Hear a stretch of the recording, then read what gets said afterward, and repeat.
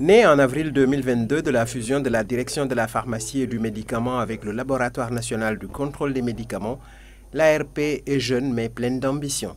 Les partenaires techniques et financiers, sous l'impulsion de l'OMS, sont venus l'accompagner.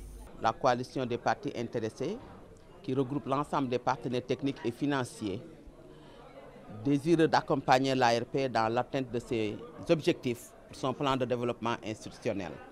Cet accompagnement est nécessaire pour une institution qui fait ses premiers pas dans le secteur de la réglementation pharmaceutique. Les partenaires ont déjà eu plusieurs actions en faveur de l'ARP. Que ce soit dans le cadre du dispositif local pour abriter l'ARP, de l'équiper, de l'accompagner dans la fonctionnalité de son plan d'action en rapport avec son PDI.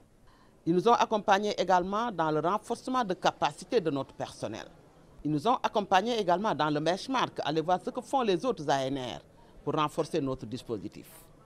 Ils nous ont accompagnés dans l'écriture des textes, dont la loi sur la pharmacie qui a été un élément moteur de la recommandation et qui a été promulguée au mois de juin. L'appui des partenaires a donné des résultats satisfaisants au regard du nombre de recommandations. Sur la dernière mission de suivi de l'OMS, nous sommes à 14 recommandations. Et dans ces 14 recommandations, les 9 sont des textes réglementaires. 6 décrets que nous attendons du côté du gouvernement.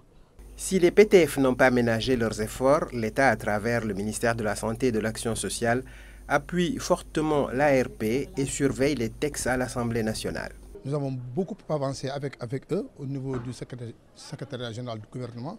Nous allons continuer cet appui pour que quand même ces textes soient, en tout cas ces textes qui reviennent à l'Assemblée nationale soient signés et les autres qui reviennent d'office de l'autorité qui est le ministre de la Santé soient sortis dans les meilleurs délais pour que quand même lors de la prochaine session avec l'OMS qu'on puisse disposer de tous ces textes-là. Le programme de renforcement du système réglementaire ne concerne pas que les vaccins.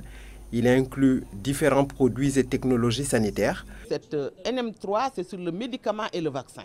Mais le champ d'application de l'ARP est sur autre chose. Nous sommes sur les dispositifs médicaux. Nous sommes également sur les dérivés du sang, le sang et ses dérivés. La mise en œuvre de son PDI ne peut qu'apporter plus de sécurité et de performance dans le secteur vital de la santé.